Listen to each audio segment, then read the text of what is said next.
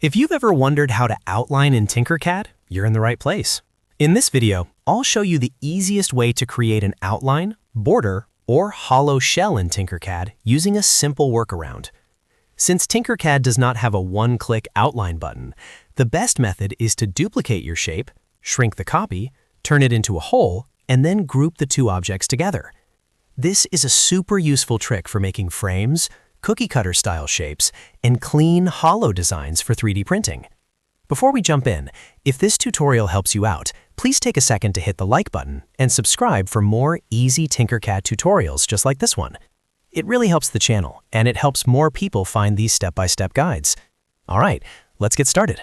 First, open your Tinkercad project and select the shape you want to outline.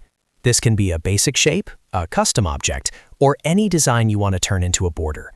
The key idea here is that we're going to create a second version of the same shape and use it to carve out the inside. Now duplicate the shape by pressing Ctrl+D on your keyboard. This creates an exact copy of the object. If you're on a Mac, you can use Command+D instead. Duplicating is important because the copied shape will become the inner cutout, while the original shape will stay as the outer border. Next, click the duplicate and resize it so it becomes slightly smaller. To keep it centered while shrinking it, hold Shift and Alt as you drag a corner handle inward. If you're using a Mac, the same general idea applies with your modifier keys. The goal is to make the inside shape smaller without moving it out of position, so your outline stays even all the way around. Take your time with this part because the amount you shrink the duplicate will determine how thick your outline or wall is. If you make it too small, the border may be too thin. If you keep it too large, the outline may not look hollow enough. A good approach is to make small adjustments and check the spacing visually. Once the duplicate is the size you want, switch that smaller shape from solid to hole in the Shape Inspector. This tells Tinkercad that the inner object should remove material from the original shape instead of adding to it.